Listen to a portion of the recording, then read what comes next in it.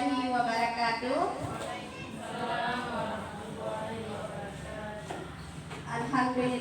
Alhamdulillahirabbil alamin wa bihi nasta'in ala umuri dunya waddin wa ala alihi wa sahbihi ajmain. Puji dan syukur marilah sama-sama kita panjatkan kehadirat Allah Subhanahu wa taala yang telah memberikan kesehatan kepada kita sehingga kita bisa berkumpul pada hari ini. Selawat beriring salam, marilah sama-sama kita serukan ke pangkuan alam Nabi besar Muhammad sallallahu alaihi wasallam yang telah membawa kita dari alam kebodohan ke alam yang penuh ilmu pengetahuan seperti yang kita rasakan saat ini. Yang saya hormati Bapak Kepala Sekolah atau yang mewakili, dan yang saya hormati kepada guru-guru semua yang telah meluangkan waktunya pada hari ini untuk menjadi peserta yang akan mendengarkan pembebasan dari aksi nyata modul 1.4, yaitu pembebasan materi budaya positif dan restitusi. Selanjutnya sebelum kita mulai acara ini, untuk mendapat keberkahan dari Allah Subhanahu wa taala, marilah sama-sama kita membacakan surah Al-Fatihah di dalam hati masing-masing. Berdoa dimulai.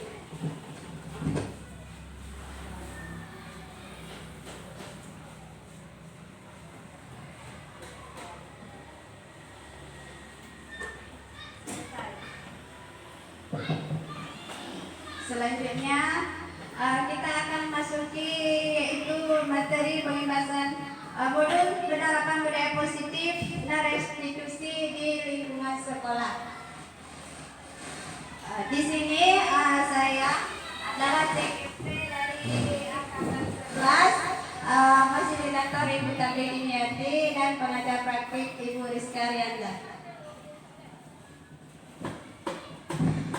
Pada modul 1.4 tentang budaya positif, di sini ada 6 poin garis besar. Yang pertama adalah disiplin positif dan nilai-nilai kebajikan.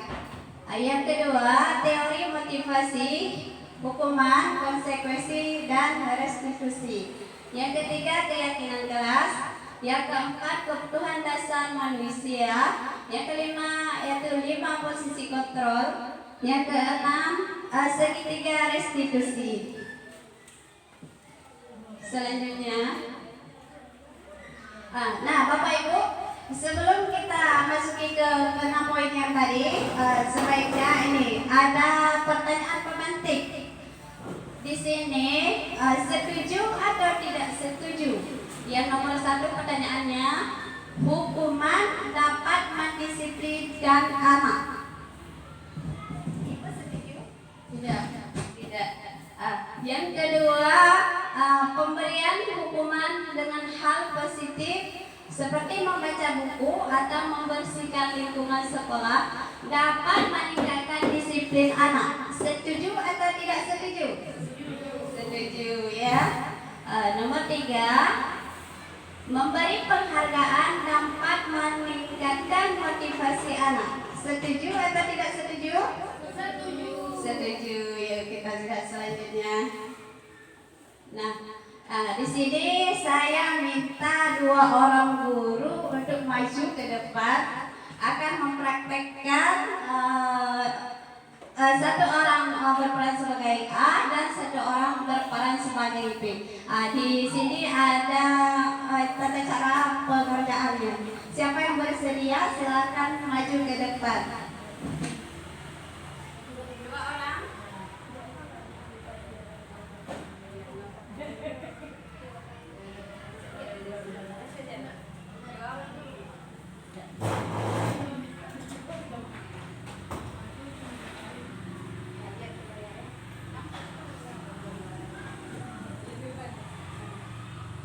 Baik, siapa yang berperan sebagai A dan 1 orang berperan sebagai B? Siapa? Di sini ada. Di sini ada tata caranya. Yang berperan sebagai A berarti tugas Anda adalah mengepalkan salah satu tangan Anda. Yang A. Siapa tadi Ibu yang A? Ibu Indri atau Ibu Aina? Ibu Ainal yang jadi ayah, berarti Ibu Ainal mengepalkan salah satu tangan. Nah, sudah. Coba Anda bayangkan bahwa Anda menyimpan sesuatu di tangan Anda yang sangat berharga di dalam kepalan tangan Anda. Dan selanjutnya Anda perlu menjaga benda tersebut sekuat tenaga Anda karena begitu pentingnya untuk kehidupan Anda. Nah, tugas B rekan Anda Ibu Indri adalah mencoba dengan segala cara untuk membuka kepalan tangan Anda.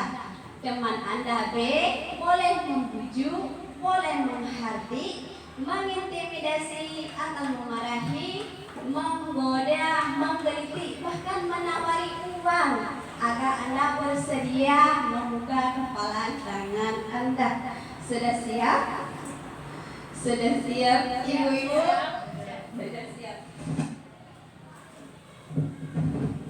Bu Ainal, buka kepalan tangannya boleh? Kenapa? Oh iya, gimana ya?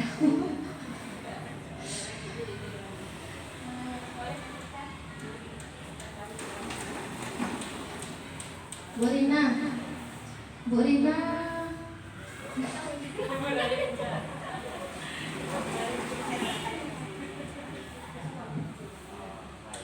Bu Rina, punya uang nggak?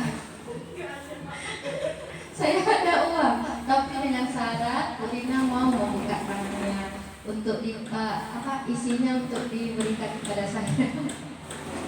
Apakah Bu Rina bersedia? Kenapa? Ada barang yang sangat berharga dalam kehidupan saya. Ini saya tidak bisa dilihat oleh orang lain dan saya tidak akan membukanya apapun terlibat itu. Walaupun saya kasih uang tidak apa.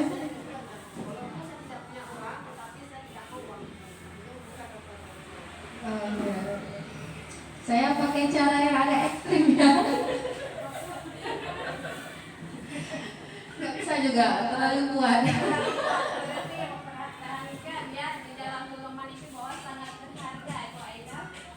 Walaupun dibujuk dengan bermacam cara, Ibu Ainal tetap mempertahankan barang yang ada di dalam genggamannya.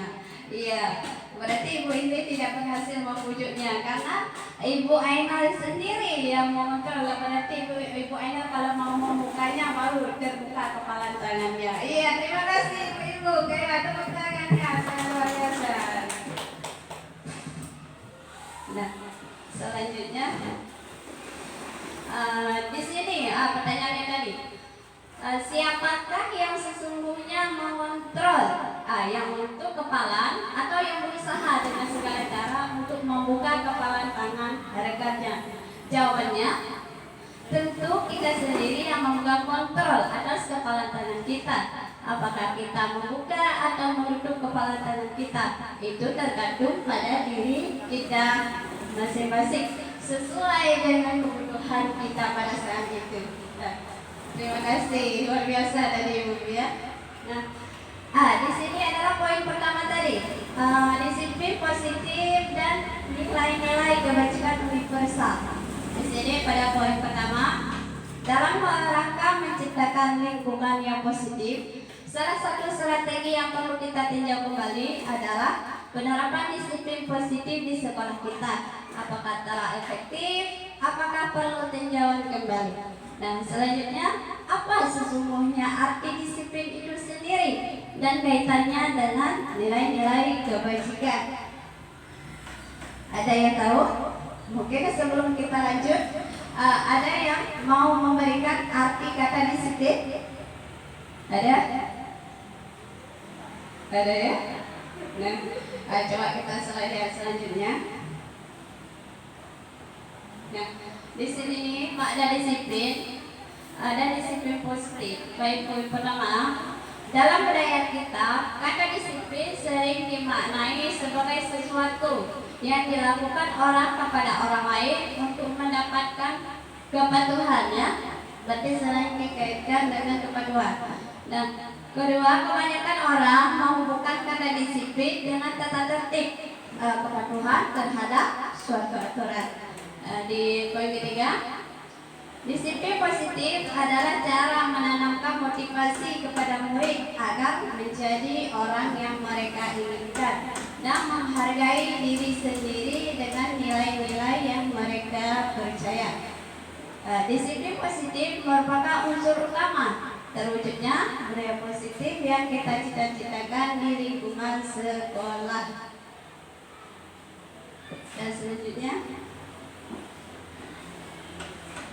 nah, sesuai dengan yang diutarakan oleh Kehadiran Dewantara, di mana ada kemerdekaan, di situ harus ada disiplin yang kuat.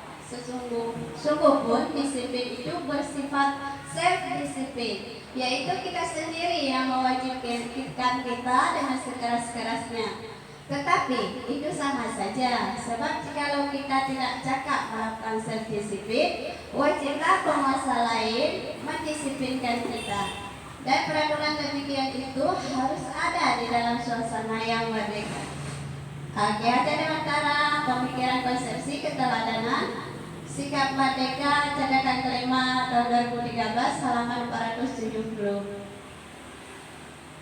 Nah, selanjutnya, kesimpulan bahwa dari yang dikemukakan oleh Kehadiran Dewantara tadi, jika kita saja tidak bisa mendisiplinkan diri kita sendiri, maka orang lain bisa mendisiplinkan kita. Nah, Bapak Ibu, di sini nilai-nilai kebajikan universal. Nilai-nilai ini merupakan payung besar dari sikap dan perilaku kita, atau nilai-nilai ini merupakan fondasi kita berperilaku. Nilai-nilai kebajikan adalah sifat-sifat positif manusia yang merupakan tujuan mulia yang ingin dicapai setiap individu. Seperti yang telah dikemukakan oleh William Glasser pada teori kontrol, menyatakan bahwa setiap perbuatan memiliki suatu tujuan. Dan selanjutnya Diana Gose mengemukakan bahwa dengan mengaitkan nilai-nilai kebajikan yang diyakini seseorang, maka motivasi intrinsiknya akan terbangun, sehingga menggerakkan motivasi dari dalam untuk dapat mencapai tujuan yang diinginkan. Selanjutnya, nah, di sini coba Bapak Ibu perhatikan, ada contoh-contoh nilai kebajikan. Ini contoh-contoh nilai kebajikan. Di profil pelajar Pancasila, nilai kebajikannya yaitu beriman, bertakwa kepada Tuhan Yang Maha Esa, dan berakhlak mulia, mandiri, bernalar kritis, berkebinekaan global, bergotong royong, kreatif, dan lain sebagainya. Itu adalah contoh-contoh nilai kebajikan. Motivasi perilaku manusia. Motivasi adalah dorongan yang timbul dari diri seseorang secara sadar atau tidak sadar untuk melakukan sesuatu tindakan dengan tujuan tertentu. Bapak Ibu, pernahkah Bapak Ibu melakukan sesuatu yang motivasi kita melakukan sesuatu? Dari 3 poin ini, yang pertama, menghindari ketidaknyamanan atau hukuman. Pernah Bapak Ibu saat sekolah mungkin menghindari ketidaknyamanan atau hukuman. Kita melakukan sesuatu karena mungkin waktu sekolah kita takut guru kita marah atau takut disuruh berdiri di depan kelas. Pernah Bapak Ibu? Benar ya. Berarti di poin pertama ini adalah terendah dari motivasi perilaku manusia. Biasanya orang yang motivasi perilakunya untuk menghindari hukuman atau ketidaknyamanan mereka akan bertanya, apa yang akan terjadi apabila saya tidak melakukannya? Motivasi ini bersifat ekstrik ya Bapak Ibu, dari luar diri ya. Yang kedua, pernahkah kita melakukan sesuatu untuk mendapatkan sesuatu? Pernah Bapak Ibu? Pernah ya? Boleh saya dengarkan cerita Ibu ini? Mungkin melakukan sesuatu karena ingin mendapatkan imbalan? Ada? Coba silakan. Biasanya untuk melakukan sesuatu saya imbalan itu sama seperti reward kan. Kayak misalnya kalau kita ingin mendapatkan hadiah yang kita inginkan, misalnya itu adalah sepeda atau sepatu dalam setiap perlombaan, maka kita akan sangat berjuang untuk mendapatkan itu. Mungkin itu saja. Ya, terima kasih Bu Indri telah menceritakan pengalaman yang sangat berharga. Di sini di poin yang kedua, motivasi untuk mendapatkan imbalan atau penghargaan dari orang lain.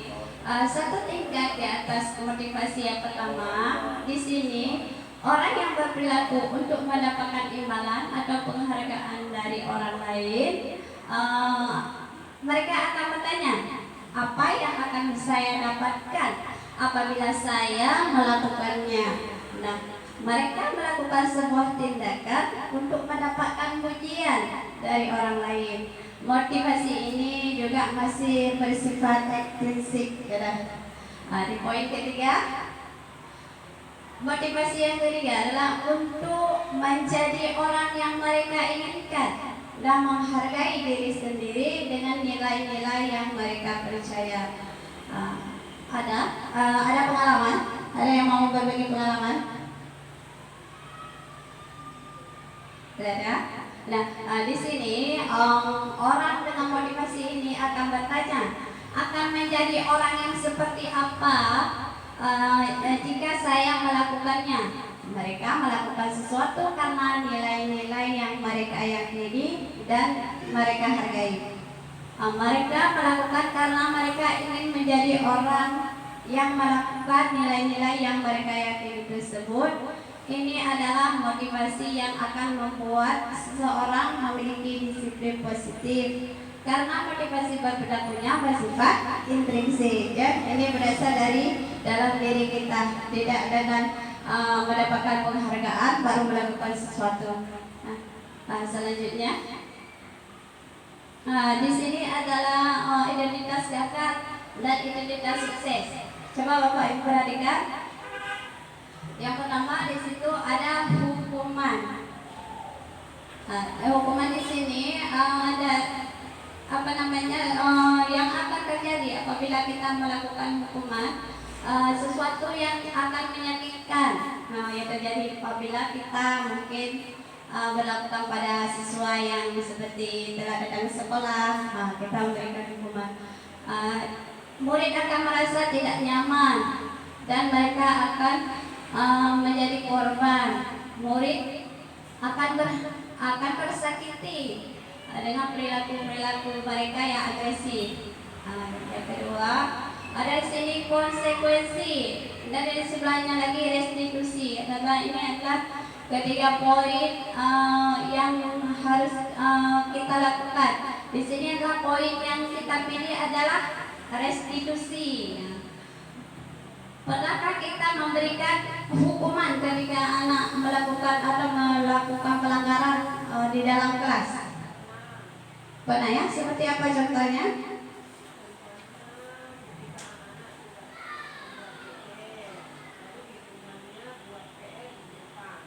Oh iya, berarti anak-anak tidak membuat PR.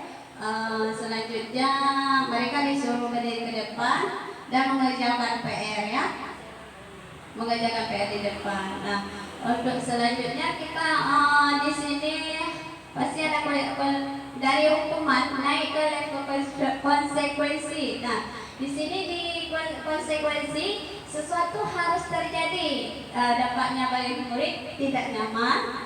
Mereka menjadi korban juga. Murid dibuat tidak nyaman. Penguatan hanya bertahan dalam jangka waktu pendek. Memerlukan monitoring dan supervisi terus-menerus dari guru. Membantu penerapan mengikuti peraturan dalam masyarakat. Selanjutnya di sini kita ke tahap restitusi. Restitusi ini adalah termasuk di identitas sukses disiplinnya. Restitusi merupakan pilihan menguatkan murid dalam jangka waktu panjang. Korban mendapatkan ganti, murid mendapatkan penguatan. Masalah terpecahkan, murid belajar bertanggung jawab untuk perilakunya. Fokus pada pemecahan masalah dalam jangka waktu panjang.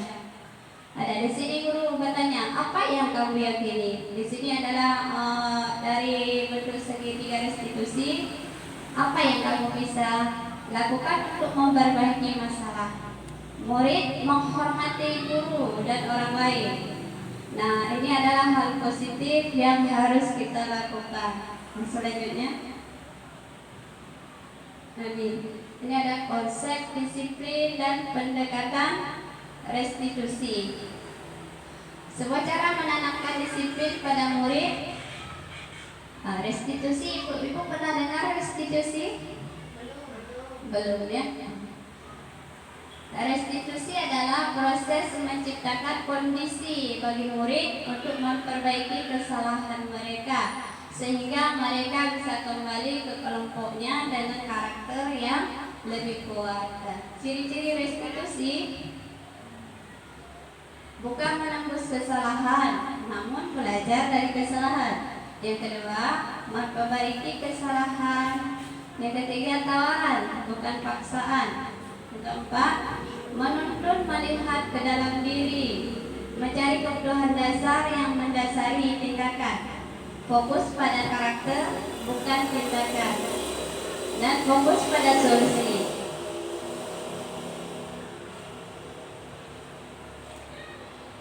Bapak Ibu, di sini ada contoh kasus siswa yang tidak mengerjakan KPR.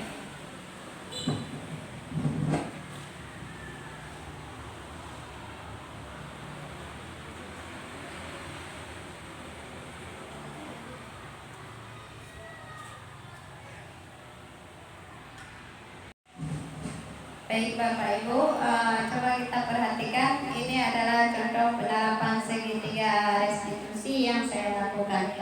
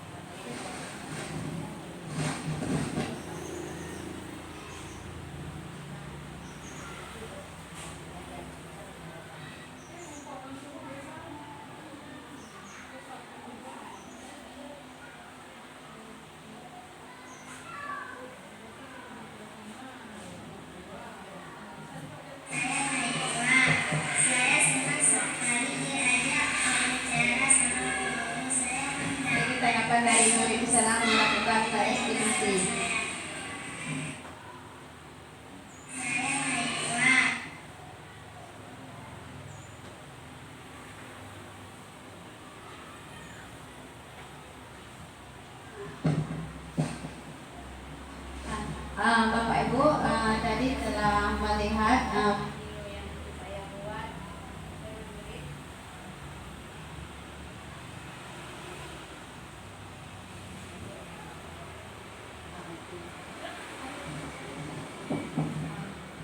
Coba Bapak Ibu perhatikan di sini perbedaannya. Yang paling sebelah kiri di sini ada hukuman. Guru menghukum murid berdiri di depan kelas. Guru marah dan murid menjadi takut dari akibat hukuman tadi.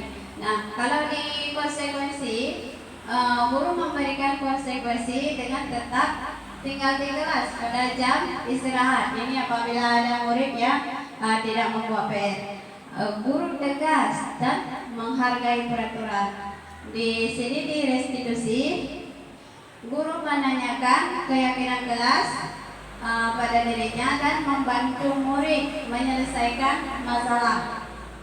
Guru terbuka dan murid menghormati dirinya dan orang lain.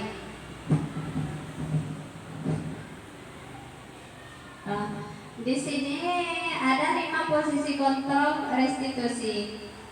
Pernahkah Bapak Ibu mendengar kata 5 posisi kontrol? Belum ya? Belum. Di sini ada 5 posisi kontrol.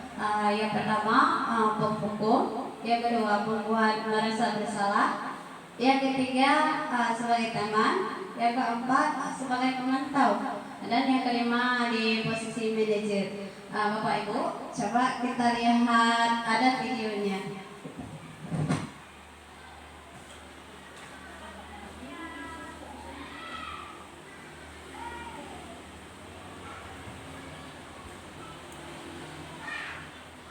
Bapak Ibu, sebelum kita menonton video ini, kira-kira dari 5 posisi kontrol yang tadi, kita berada di posisi mana? Penghukum, teman, pembuat merasa bersalah, atau pemantau, manajer? Kayaknya kami masih di level penghukum. Iya, coba sekarang sama-sama kita lihat video ini.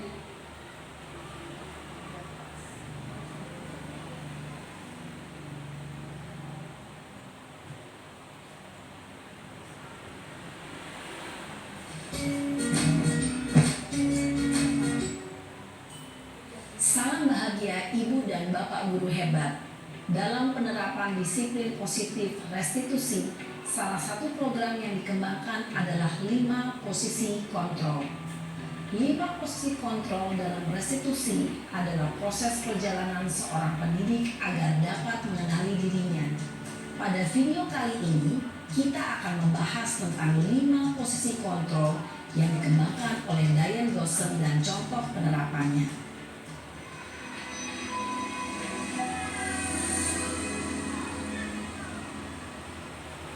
5 posisi kontrol itu adalah 1.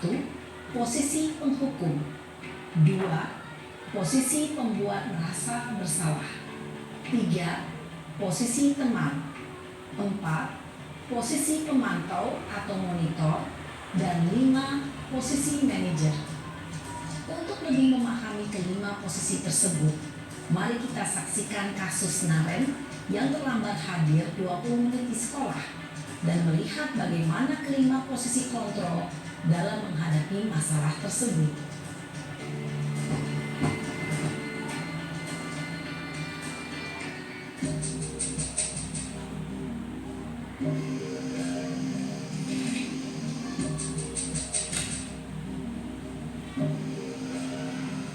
Naren! Sini kamu! Selamat pagi, Bu. Selalu terlambat. Kamu deh, pasti terlambat. Maaf, Bu. Saya Apa? Apa coba? Alasan kamu apa lagi? Kapan sih kamu tidak terlambat? Malas sekali ya kamu jadi anak. saya Dasar pemalas. Gak kapok-kapok sih kamu. Sudah berapa kali terlambat? Sana, kamu keliling lapangan basket 2 kali. kenapa saya harus keliling lapangan basket, Bu? Kenapa? Kamu melawan ibu? Berani-beraninya jawab. Sudah terlambat, masih berani jawab pula. Sekarang, keliling lapangan basket 5 kali sekalian. Biar kapok. Cepat. Pergi sana ke lapangan basket. Posisi penghukum biasanya berbicara dengan nada tinggi, menghardik. Nah, Bapak Ibu, setelah melihat video yang tadi, posisi penghukum, bagaimana perasaan Bapak Ibu? Apakah kita seperti penghukum? Tapi tidak ya, tidak terlalu. Kita tidak sekeras itu ya. Kita masih menghargai anak ya. Kita tidak melakukan seperti itu. Berarti yang video yang pertama ini adalah di posisi penghukum. Nah, coba kita lihat untuk selanjutnya. Nunjuk-nunjuk, menyakiti, dan menyindir. Hukuman bisa berupa fisik maupun psikis. Ibu dan bapak guru hebat. Dampak yang terjadi pada murid ketika guru berada pada posisi penghukum adalah murid cenderung akan memberontak, bahkan menyimpan dendam.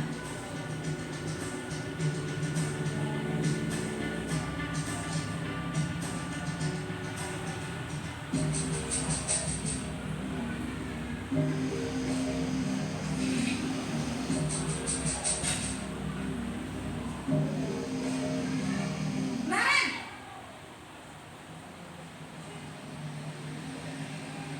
Selamat pagi, Bu.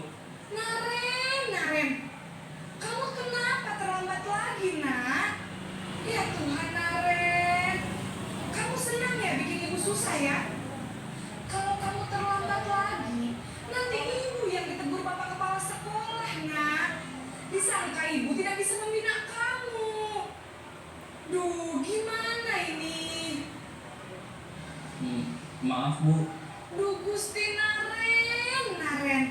Kamu suka ya kalau ibu tegur bapak kepala sekolah? Terus, sekarang ibu harus tulis apa yang di buku absen? Ini kamu sudah sering terlambat loh. Ibu harus apa coba? Maaf, Bu. Maaf sekali. Ya sudah, lain kali jangan bikin ibu susah lagi ya, nak ya. Ibu tidak akan kuat lagi kalau kamu begini terus. Bisa jantungan kalau ibu tegur bapak kepala sekolah. Sana cepat ke kelas. Maaf ya, Bu. Maaf sekali. Posisi pembuat rasa bersalah berbicara dengan nada tenang, cenderung lembut. Namun kata-kata yang diutarakan membuat murid merasa menjadi orang yang gagal, memandang buruk dirinya sendiri. Nah, Bapak Ibu, itu adalah efek dari posisi kontrol pembuat merasa bersalah. Di sini suara dari guru yang tadi kita perhatikan, suaranya cenderung melembut, tenang, namun kadang-kadangnya menyalahkan murid. Guru akan menyatakan hal-hal yang membuat murid merasa bersalah. Nah, selanjutnya kita lihat posisi kontrol yang ketiga.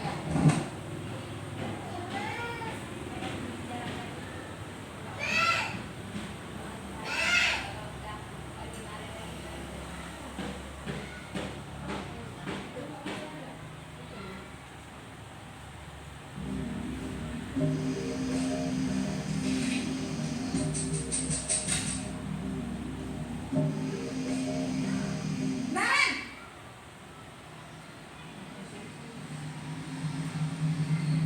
Selamat pagi, Bu. Wah, sudah jam berapa ini, nak? Terlambat lagi ya, sayang? Iya, Bu.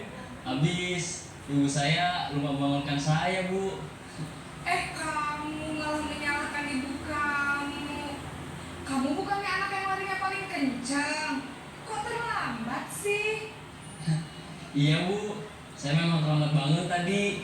Jadi, biarpun saya lari kencang, tetap gak kekejar, Bu.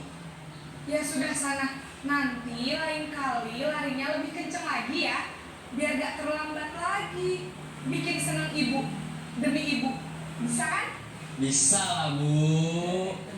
Ya sudah sana masuk kelas. Ibu beresin urusan absen kamu. Kamu ini ada-ada saja. Dalam posisi teman, guru berbicara. Ini posisi kontrol yang ketiga, posisi sebagai teman.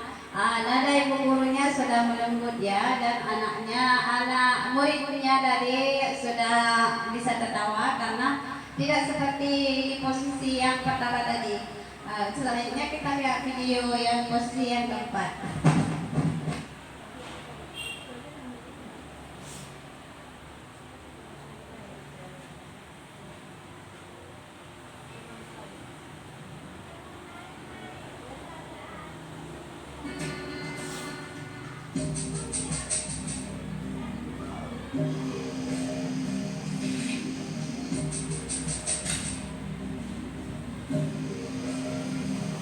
Naren,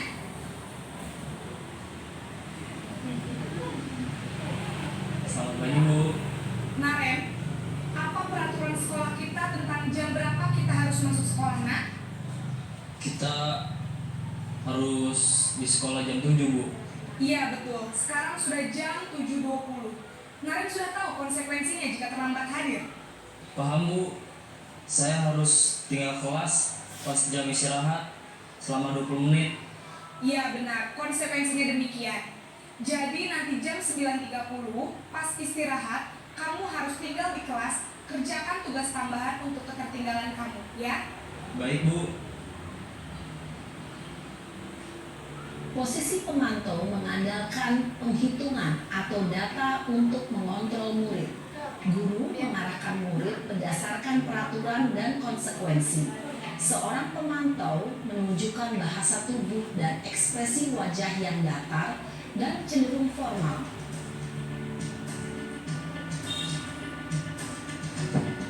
Sekarang kita lihat di posisi yang kelima, Bapak Ibu, di posisi manajer.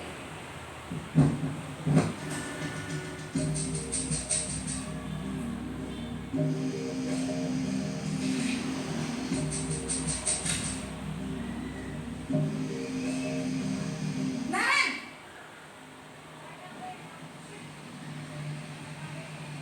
Selamat pagi Bu. Selamat pagi, Naren. Maaf Bu, saya terlambat. Iya, sekolah masuknya jam 7, sekarang sudah jam 7.20. Jadi sekarang bagaimana ini, Naren? Maaf Bu, saya lupa setel alarm saya semalam. Baiklah, menurut kamu, keyakinan sekolah yang mana yang perlu kamu tingkatkan? Menghargai diri sendiri dan orang lain mungkin ya Bu. Setuju. Jadi, apakah Naren meyakini prinsip saling menghormati tersebut? Iya Bu, saya meyakininya. Apakah Naren bersedia memperbaiki masalah keterlambatan ini? Bersedia Bu. Bagaimana kamu akan perbaiki masalah keterlambatan ini? Saya akan coba untuk tidak lupa menyetel alarm saya Bu. Baik, kalau Naren lupa menyetel alarm di rumah, ada orang yang kira-kira bisa bantu mengingatkan tidak? Ada Bu, kakak saya, Kak Emma. Ada lagi selain Kak Emma? Selain Kak Emma, ada ibu saya. Baik, jadi yang mengingatkan Naren adalah Kak Emma dan ibu kamu ya? Kira-kira akan mulai setel alarm kapan nih, Naren? Setelah pulang sekolah, akan segera saya lakukan. Baik, jadi Naren akan setel alarm untuk bangun besok pagi dan akan diingatkan oleh kakak dan ibunda Naren ya. Ada lagi yang mungkin perlu dilakukan, Naren, agar tidak terlambat bangun lagi. Tidak ada Bu. Baik, Naren, terima kasih untuk kerjasama kamu. Sekarang kamu perlu kembali ke kelas untuk belajar. Baik Bu, terima kasih. Posisi manajer adalah posisi kontrol yang disarankan untuk membimbing murid memiliki sikap disiplin yang positif, yaitu murid yang mandiri, bertanggung jawab, dan dapat memecahkan masalah. Tujuan dari posisi ini adalah agar murid dapat berefleksi atas tindakannya. Guru akan dengan tulus memberikan pertanyaan-pertanyaan bermakna, sehingga membuat murid dapat belajar dari kesalahannya dan mencari sebuah solusi untuk menyelesaikannya. Ibu dan bapak guru hebat, setelah mengamati adegan kelima posisi kontrol tadi. Nah, Bapak Ibu, setelah kita melihat melihat kelima posisi kontrol tadi, kira-kira posisi mana yang paling ideal? Memang kalau di manajer udah tingkatan paling tinggi ya. Setidaknya paling kita di posisi yang ketiga sebagai teman ya. Udah menggunakan kata-kata yang lembut ya, tetapi tetap juga mengingatkan murid bahwa kelakuan yang dilakukan itu harus diperbaiki.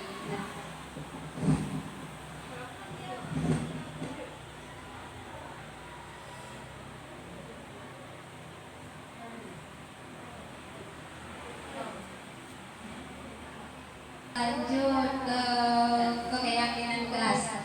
Bapak Ibu pernah mendengar kata keyakinan kelas? Pernah ya? Kita walaupun dulunya bukan keyakinan kelas, tapi kita ada membuat yang namanya kesepakatan atau peraturan kelas. Bapak Ibu sudah membuatnya? Sudah ya? Di sini di poin yang pertama di gambar yang saya buat, kita bersama murid berdiskusi tentang peraturan yang akan kita jadikan keyakinan dan disepakati bersama. Keyakinannya di sini kita ambil yang paling dekat dengan murid dan murid pun akan melaksanakannya. Contoh yang sudah Bapak Ibu buat di poin pertama. Setelah mendiskusikan peraturan yang pertama atau keyakinan pertama, apa kita tulis? Masuk kelas tepat waktu.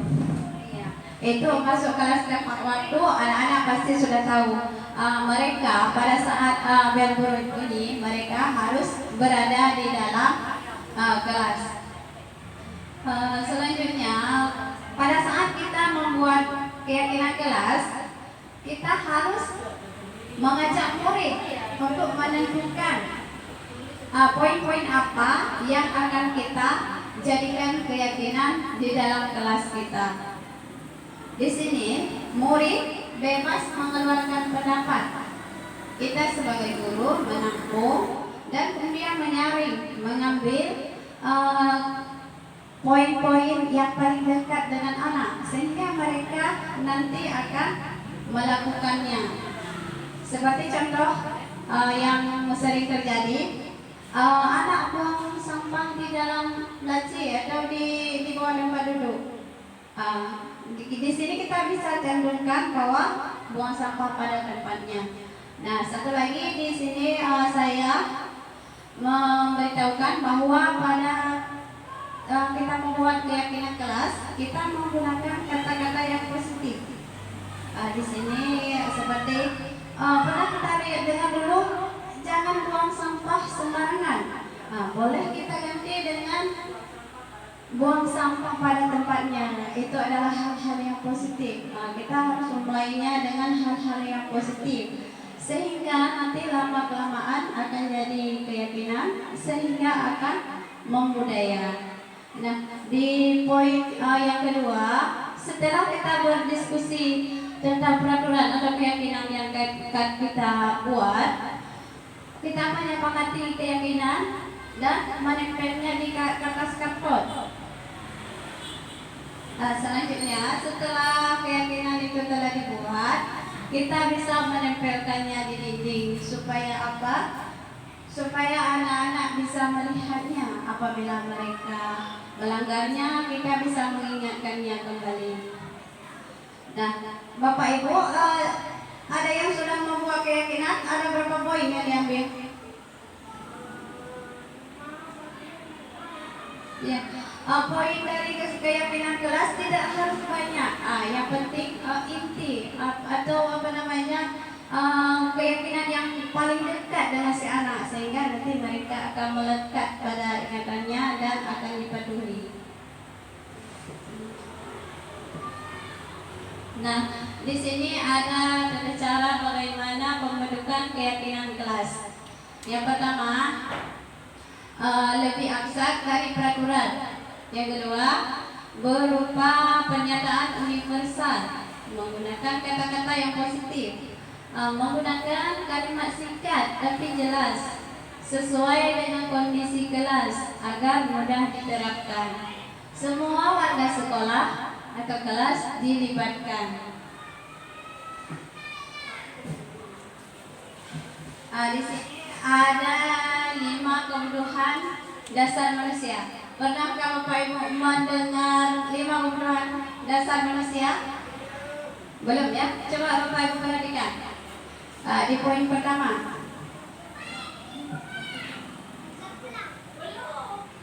Di poin pertama itu ada kebutuhan untuk bertahan hidup yang bersifat fisiologis untuk bertahan hidup, misalnya kesehatan, rumah, dan makanan. Kita kalau lapar tentu perlu makan, dan untuk rumah kita perlu untuk berteduh, untuk melindungi diri kita dari bahaya. Nah, yang kedua, kasih sayang dan rasa diterima. Kebutuhan untuk diterima, kebutuhan untuk disayangi dan diterima meliputi kebutuhan akan hubungan dan koneksi sosial anak akan akrab dan gurunya. Di sini dikasih sayang. Murid kita ada yang mungkin tidak ada ibunya sudah meninggal. Kita di sekolah sebagai guru harus bisa memberikan kasih sayang mereka kepada anak tersebut, sehingga dia akan lebih bersemangat dalam belajar karena dia menemukan sosok ibunya. Walaupun kita tidak bisa menggantikan ibunya, tetapi kita bisa menyayanginya. Nah, di posisi yang ketiga ini ada penguasaan, keinginan untuk diakui atas prestasi dan keterampilan kita, didengarkan dan memiliki rasa harga diri. Kebutuhan ini meliputi keinginan untuk dianggap dan harga. Di posisi penguasaan ini, apabila anak mungkin mereka mendapatkan nilai yang bagus di kelas, kita bisa memberikan kata positif seperti bagus sekali nak, hari ini pekerjaan kamu selesai dengan baik, ibu bangga sekali kepada kamu. Bapak Ibu boleh mengucapkan kata-kata seperti itu.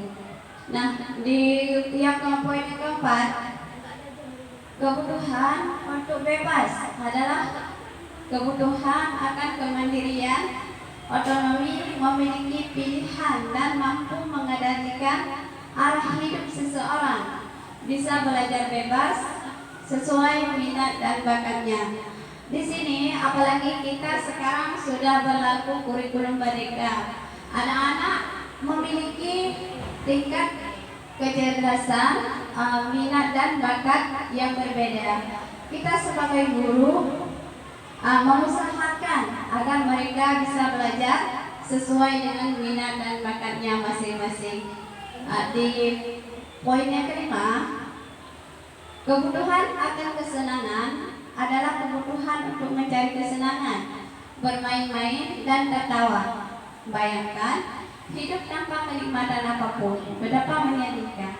Gleason menghubungkan kebutuhan akan kesenangan dengan belajar. Pada materi yang akan kita berikan di kelas, misalnya pelajaran apa? Bahasa Indonesia. Mulai kita tidak terlalu serius memberikan pelajaran pada anak-anak. Boleh kita kaitkan dengan sesuatu yang bisa membuat mereka tertawa, sehingga mereka akan menambah semangat dalam belajar. Apalagi sekarang Bapak Ibu boleh memberikan sebelum pembelajaran kita bisa melaksanakan ice breaking bersama. Di situ adalah salah satu motivasi untuk memberikan semangat siswa dalam belajar. Bapak Ibu sudah pernah memberikan ice breaking pada anak-anak kan? Ya, itu adalah salah satu cara untuk memberikan semangat kepada murid. Berarti 5 kebutuhan dasar ini adalah kebutuhan yang sangat kita perlukan di dalam kehidupan kita.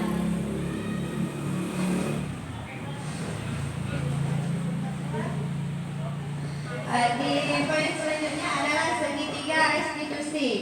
Di sini segitiga restitusi ada 3 sisi. Yang pertama di sini adalah menstabilkan identitas. Yang kedua, validasi kebutuhan. Yang ketiga, menanyakan keyakinan.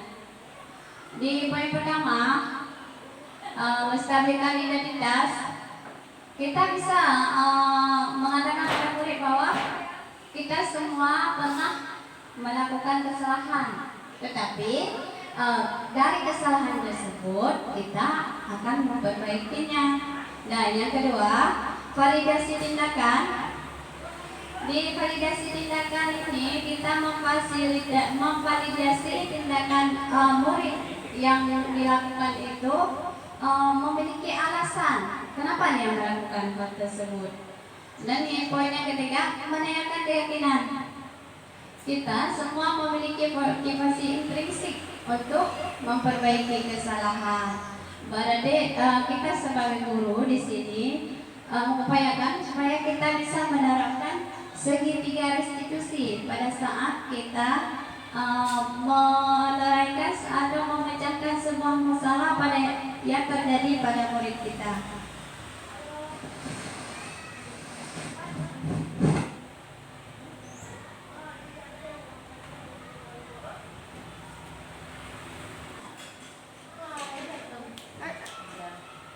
Baik, terima kasih Bapak Ibu. Pada hari ini saya sebagai CGPN Kota 11 telah melakukan pembahasan dari materi modul 1.4 tentang budaya positif dan restitusi.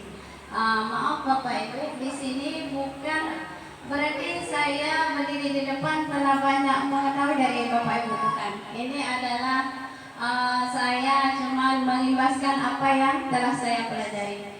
Terima kasih atas waktu yang telah Bapak Ibu luangkan pada hari ini. Sekian, wabillahi taufiq wal hidayah. Assalamualaikum warahmatullahi wabarakatuh.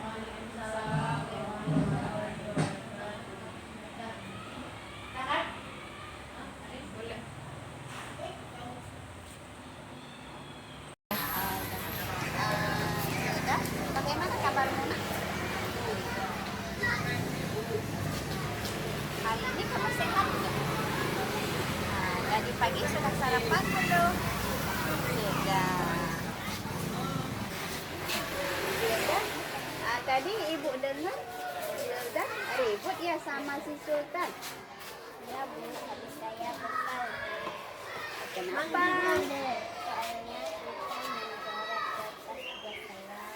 Oh begitu. Nah, apa yang kamu lakukan terhadap si Sultana?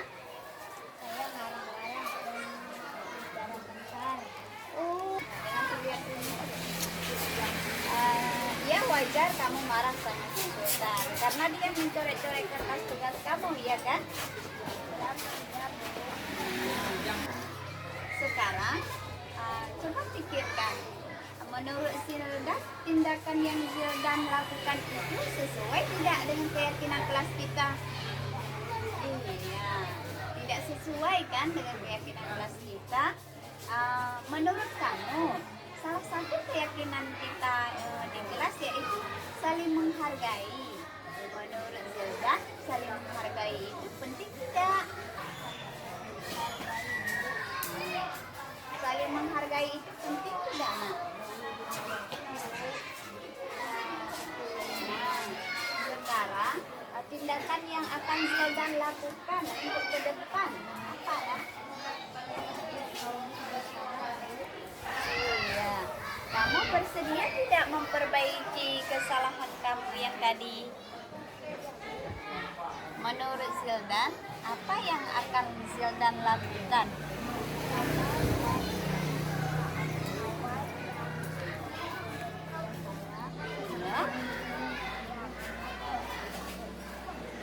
Iya, bagus sekali. Zildan mau memperbaiki kesalahannya ke depan. Ibu bangga punya murid seperti Zildan. Zildan akan memperbaiki tingkah laku, saling menghargai dengan teman. Menurut dia itu tindakan yang Zildan lakukan itu sangat bagus. Zildan mau memperbaiki